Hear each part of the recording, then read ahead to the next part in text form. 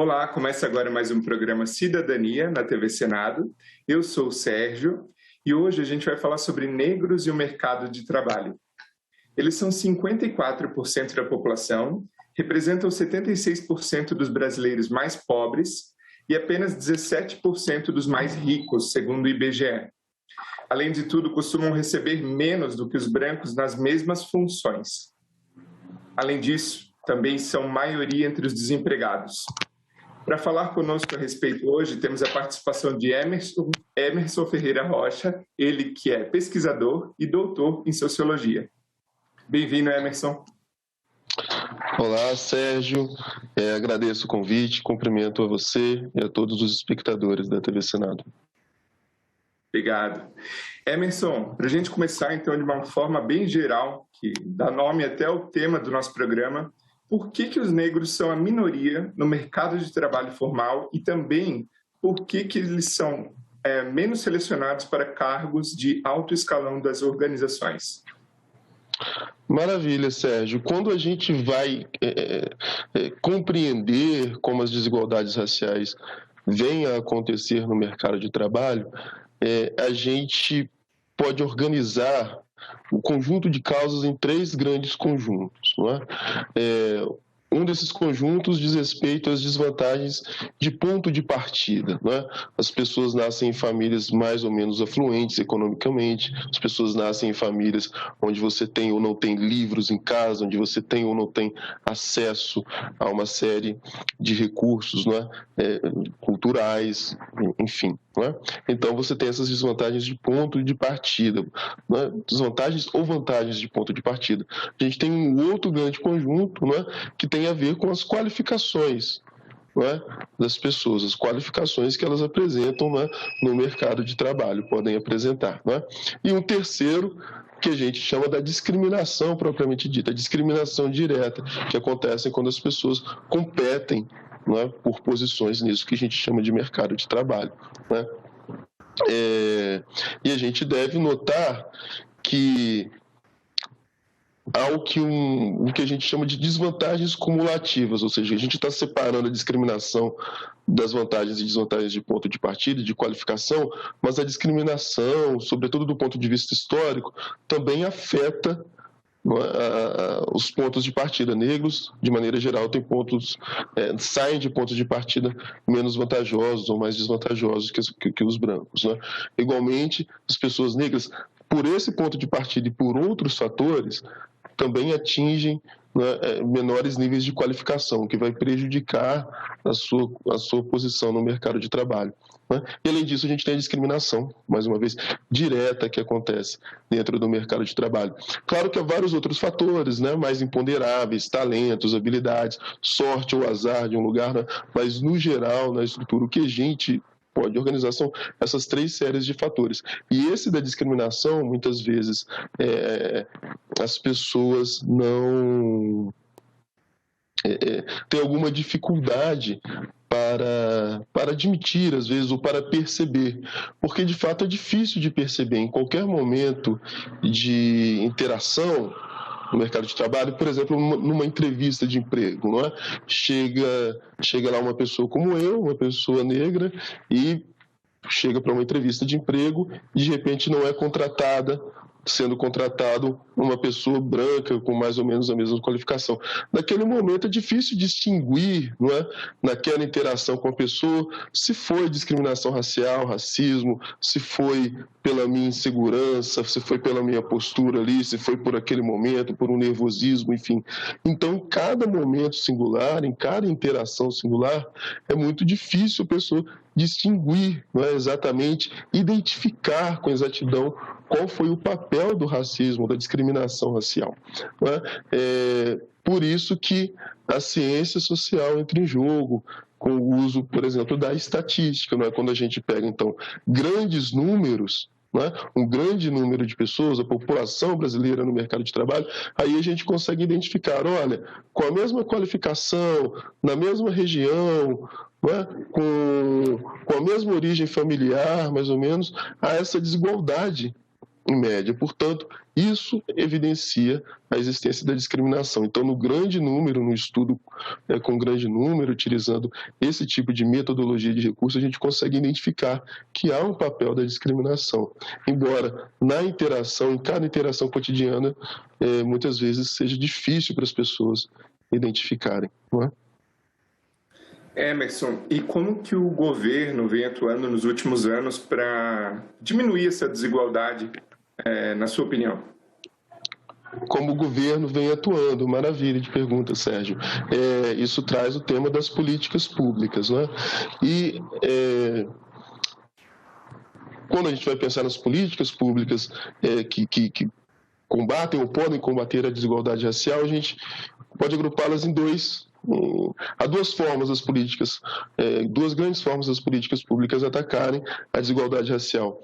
Uma é de maneira indireta. Você pode ter uma política que não tem o foco de combater desigualdades e iniquidades raciais, mas que faça isso por um efeito, por assim dizer, colateral. Por exemplo, o programa Bolsa Família, ou qualquer programa de assistência, não é, de distribuição de renda dessa natureza. Ele vai beneficiar mais a população negra, porque a população negra está concentrada na pobreza, não é? Então, o programa não está desenhado para atacar o problema iniquidade racial, mas acaba atacando, não é? E há políticas públicas especificamente voltadas para atacar a desigualdade racial. O nosso exemplo mais claro, né, no Brasil é, claro, a política de ações afirmativas, né? Tanto no funcionalismo público, não é, que a gente tem as cotas, né, as famosas cotas no funcionalismo público, quanto no acesso ao ensino superior nas universidades, né?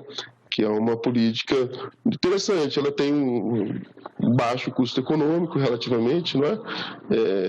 Você cria, mas tem um alto custo político, não é? A gente viu o debate muito quente, não é, a respeito dessa política. A opinião pública, não é, se divide, se tensiona acerca das opiniões sobre essa política. Mas é um grande exemplo de uma política que visa atacar diretamente a questão das iniquidades raciais.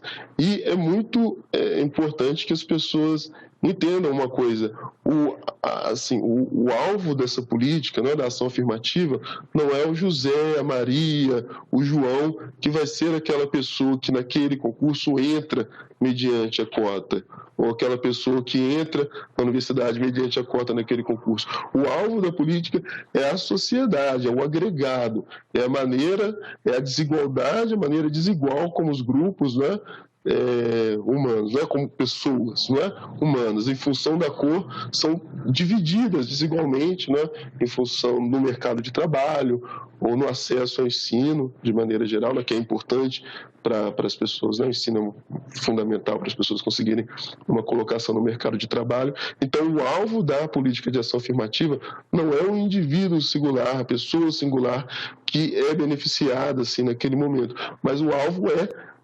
modificar esse cenário de uma maneira geral. Mas, claro, para modificar esse cenário de uma maneira geral, para modificar a sociedade, isso passa, né, por beneficiar pessoas singulares em cada momento, né? Mas isso não quer dizer que elas, particularmente, sejam um alvo da política.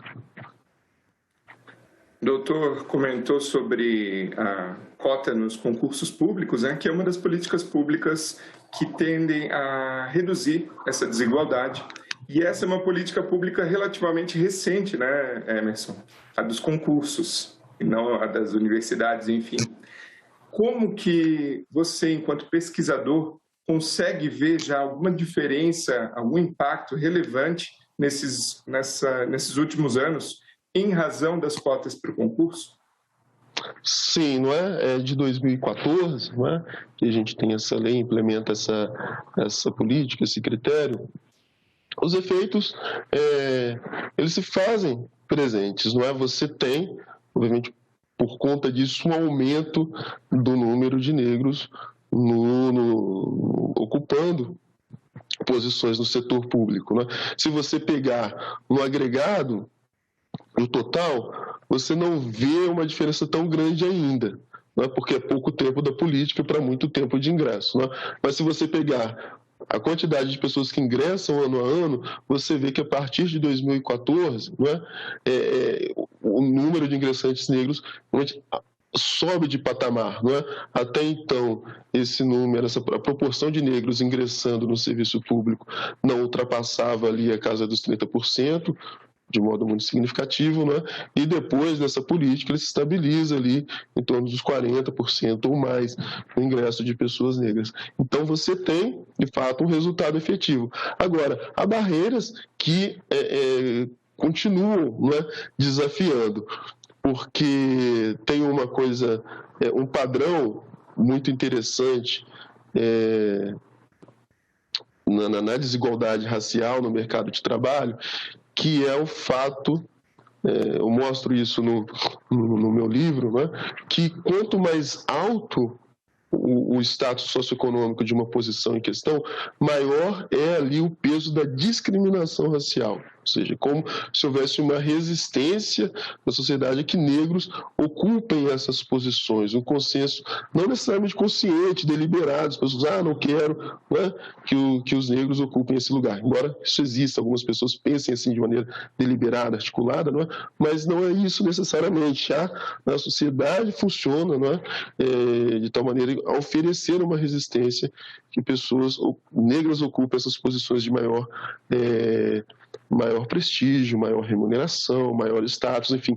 E isso também se apresenta quando a gente olha só para o serviço público, né? Mesmo com esse aumento do ingresso de pessoas negras com a política de cotas, você, nas posições de comando, nas posições de maior renda, os negros ainda penetram menos, sempre menos, a presença deles é sempre muito menor do que nas posições intermediárias ou baixas, especialmente quando a gente fala das mulheres negras, inclusive. Na sua visão, doutor, o que motiva, em pleno século XXI, um indivíduo a continuar a praticar o racismo, seja no mercado de trabalho, na política, no esporte, enfim? Essa é a pergunta de $1 milhão, né? Seja, como é que o racismo funciona de fato, né? Como é que digamos assim, qual é a alma dessa coisa, não é? Que é capaz de produzir esses efeitos, produzir todas essas iniquidades, não é? O que a gente sabe é que existe essa diferença de que nem sempre a discriminação racial ela é um fenômeno deliberado, pessoal. E isso que às vezes confunde, as pessoas têm dificuldade de perceber, localizar o racismo, a discriminação racial no mercado de trabalho, como eu falei, ou na sua vida, nas interações de maneira geral, porque elas têm dificuldade de reconhecer, olha, eu não agi deliberadamente para discriminar aquela pessoa negra. Não raciocinei assim, olha, aquele negro, enfim, algum palavrão nojento, não sei o quê, não quero que ele ocupe esse espaço, por isso vou impedir. Isso não precisa ser deliberado dessa maneira. Né?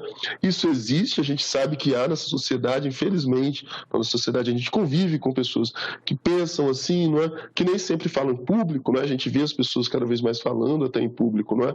Verbalizando esse racismo mais articulado, de crença racista mesmo, né? Verbalizando em público, né? Mas a gente sabe que isso também fica nas salas, né? nas suas mesas de jantar, as pessoas fazem esses comentários de maneira privada, ou seja, há de fato quem acredite, né? Há aquelas pessoas para as quais o racismo é um conjunto de crenças articuladas, né? Que dizem respeito à inferioridade de um outro em função da cor. Né? Mas não precisa ser assim, e não é sempre assim. Né? A discriminação também funciona num estado mais pré-reflexivo, né? Por vivermos numa sociedade em que você não tem negros ocupando posições de poder, de prestígio, em que a comunicação, de maneira geral, denota e representa o negro em determinadas posições e não em outras, enfim. Por toda a nossa vida, o tempo todo nós estamos adquirindo uma tendência a classificar as pessoas negras como inferiores, mesmo de maneira não consciente, não deliberada. Não é? E é muitas vezes assim que a discriminação racial opera, não é? De maneira não deliberada, simplesmente acontece. Não é? Numa entrevista de emprego, por exemplo, não é? Vamos assim, a pessoa já duvida um pouco mais da competência daquele candidato, daquele entrevistado, quando vê negro diante de si. Não é? Eu mesmo lembro, assim, como um relato assim, anedótico, não é? Mas não tão anedótico assim, porque isso se reproduz certamente, se repete certamente, muitas vezes na vida de várias pessoas, não é? Você percebe quando você chega para uma entrevista, não é, para uma competição, por uma vaga, que as pessoas se surpreendem, elas viram lá o seu currículo, viram as suas qualificações, viram a sua prova, corrigiram a sua prova lá sem ainda terem visto o seu rosto, e aí quando você se apresenta ali para fazer a entrevista, a pessoa vê que você é negra. Como assim? Não é? E é uma reação espontânea, não consciente, não deliberada, mas que já gera uma tensão extra naquela situação de entrevista que não haveria se fosse uma pessoa branca. Compreende? Então, todas essas pequenezas, essas sutilezas que não são, na verdade, nem um pouco sutis, né? Elas vão no acumulado delas, né, você produz esses efeitos que a gente identifica quando pega os números, né, os dados do IBGE e faz essas análises estatísticas e a gente vê, não é isso, olha, negros com a mesma escolaridade, na mesma função, têm renda menor. Porque como isso se produz? Então, dessa maneira, não é? Muitas vezes por essas práticas de discriminação que não são deliberadas. A pessoa não pensa, olha, eu vou discriminar essa pessoa negra agora. Isso simplesmente acontece, porque nós adquirimos essas formas de classificar as pessoas. Emerson, você comentou no início do programa a respeito de fatores que contribuem para a existência dessa desigualdade. Então, ponto de partida, discriminação propriamente dita. Até que ponto esses fatores, né, se correlacionam com a criminalidade? Então, a relação entre o desemprego e a criminalidade. Então, Sérgio, isso é um tema bastante complexo, não é? A questão da segurança, há vários fatores envolvidos, mas é inegável que há um fator socioeconômico muito importante para explicar a criminalidade, mas não a criminalidade em si, a criminalidade graças por todas as classes sociais, né? Mas um tipo específico de criminalidade e um modo específico da sociedade gerir ou lidar com essa criminalidade, não é? O problema da criminalidade violenta, não é? E da reação do trato violento, da resposta violenta a essa criminalidade também, não é? Claro que isso está condicionado por tem uma forte dimensão socioeconômica por trás disso, não é? Pessoas que não têm acesso a emprego e a renda, mas não só emprego e a renda, não têm acesso ao direito, não tem acesso aos direitos, ao conjunto de direitos não são sociais e civis, porque as pessoas não estão inseridas na vida civil de maneira geral. Por não terem um trabalho, elas acabam muitas vezes também não estando inseridas na vida civil de uma maneira geral, né? E isso favorece, claro, aumenta o risco de incorrer-se em determinados tipos, né, de ilícitos, e também condiciona a forma como o Estado e o resto da sociedade, de maneira geral, vai reagir quando essas pessoas incorrem, né, nesses ilícitos. Então, certamente, quando a gente fala dessa criminalidade, né, e desse trato com a criminalidade violenta, a gente tem esse fator, né, de classe social, de condição socioeconômica e racial também, que atinge especialmente as pessoas negras, né? A gente sabe que as pessoas negras são tratadas diferentemente, né, pelos aparelhos de segurança pública, por exemplo, não apenas em função da eventual pobreza, né? Elas são estranhadas também ao estereótipo, né?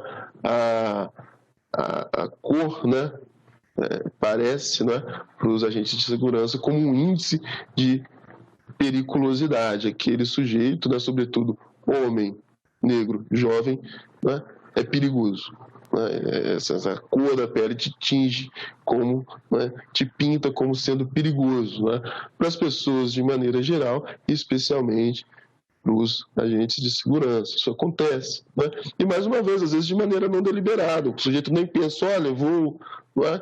Isso assim dizer, tem um certo automatismo nessa reação, na maneira como esse, vou usar a palavra estigma, né, atua na sociedade.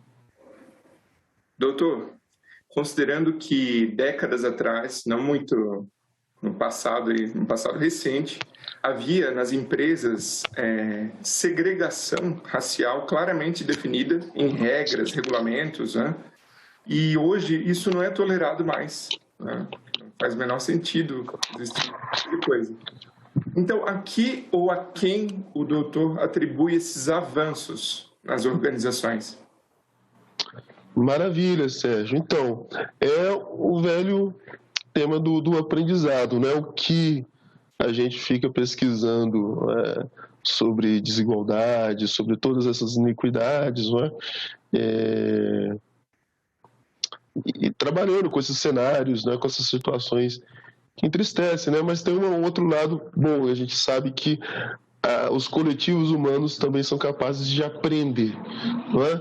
Então há um aprendizado coletivo nesse sentido de você questionar o racismo, né? Na sociedade você tem processo de aprendizado, né? Isso em curso, né? De que, olha, é feio, não pode, não é justo, não é certo tratar as pessoas mal simplesmente em função da cor da pele. Isso não é certo perante um conjunto de valores que a gente assume como corretos, né? Então há esse processo de aprendizado balizado, né, em alguns valores, né, como o da dignidade da pessoa humana, enfim.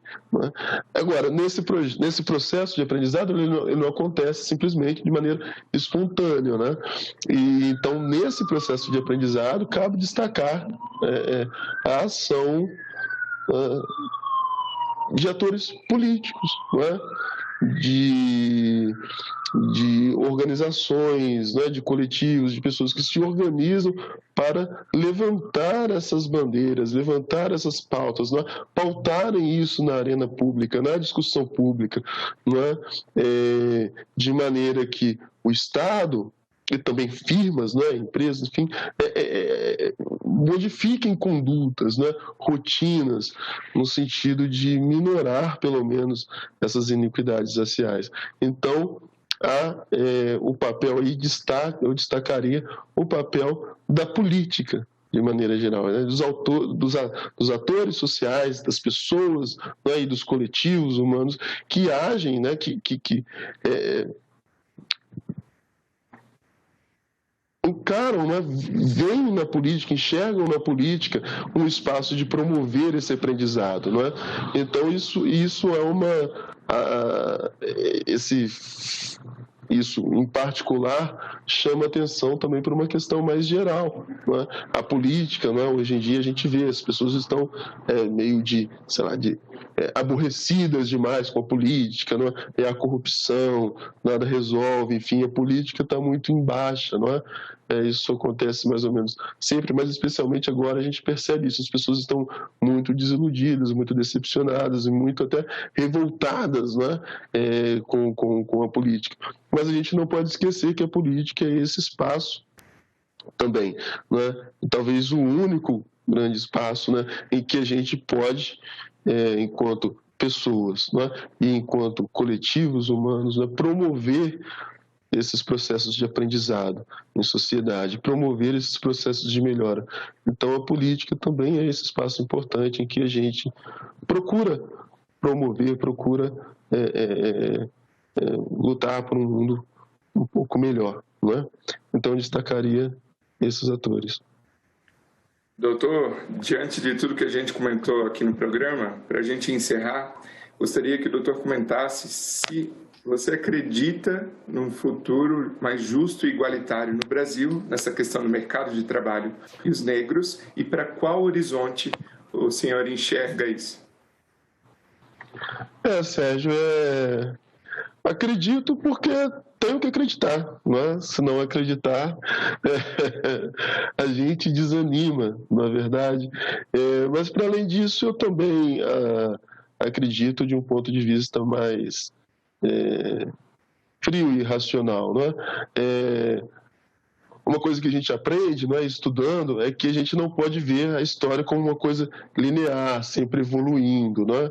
Às vezes é bom a gente acreditar nisso, a gente quer acreditar que, olha, a gente está evoluindo, e de repente a história puxa o nosso tapete, a gente vê, nossa, estava melhorando e agora recuou, estava melhorando nessa direção, agora foi para o outro lado. Então, a história ela tem todas essas, né, veredas, né? A história se envereda pelos lugares mais imprevisíveis às vezes, não é?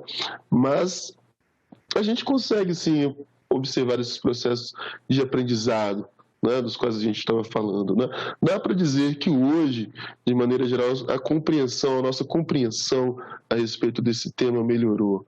Dá para a gente dizer que hoje, né, há uma disposição maior coletiva de lidar e de enfrentar esses problemas. Por mais que hajam também reações e forças contrárias que discordam disso, ou que defendem mesmo essas iniquidades de maneira mais aberta e cínica, enfim. Mas de fato há um processo de avanço. Às vezes demora um pouco mais, às vezes é mais tortuoso do que a gente gostaria, mas acontece sim, é melhor. Doutor Emerson, muito obrigado pela participação aqui no Cidadania e obrigado a você que nos prestigia com a sua audiência. Esse programa já está disponível no nosso canal no YouTube da TV Senado, então se inscreve lá, e também disponível no site do Senado Federal. Se você tiver alguma dúvida ou sugestão, pode mandar para a nossa ouvidoria. Obrigado e até a próxima, pessoal!